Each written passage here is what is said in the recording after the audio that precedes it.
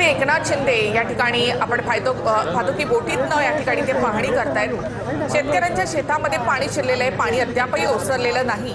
तशा वेळेला उपमुख्यमंत्री एकनाथ शिंदे या ठिकाणी पाहणी करत आहेत। धाराशिव जिल्ह्यामध्ये ज्या शेतकऱ्यांचं नुकसान झालंय, ज्या शेतकऱ्यांच्या शेतामध्ये पाणी शिरलंय, तिथे प्रत्यक्ष जाऊन शिंदेंकडनं पाहणी केली जाते। स्वतः उपमुख्यमंत्री एकनाथ शिंदे 50 टेम्पो भरून मदतीचा किट घेऊन ते शेतकऱ्यांपर्यंत पोहोचत आहेत। उपमुख्यमंत्री एकनाथ शिंदे, प्रताप सरनाईक हे या भागाची पाहणी करत आहेत। शेतकऱ्यांच्या शेतामध्ये पाणी शिरलेलं आहे, तिथपर्यंत जाऊन शिंदेंकडनं पाहणी केली जात आहे। धाराशिवच्या करंजा वस्तीमध्ये आता सध्या उपमुख्यमंत्री एकनाथ शिंदे या ठिकाणी पोहोचले।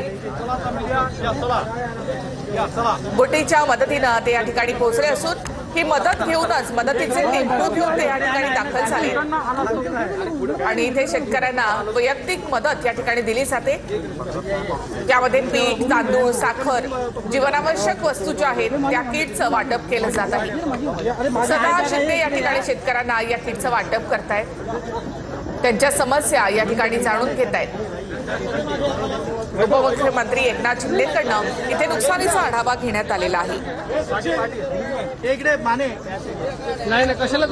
शेतकऱ्यांना आश्वस्त करण्यासाठी म्हणून शिंदे स्वतः या ठिकाणी दाखल झालेत। मुख्यमंत्री, दोनही उपमुख्यमंत्री सध्या मराठवाड्यामध्ये आहेत।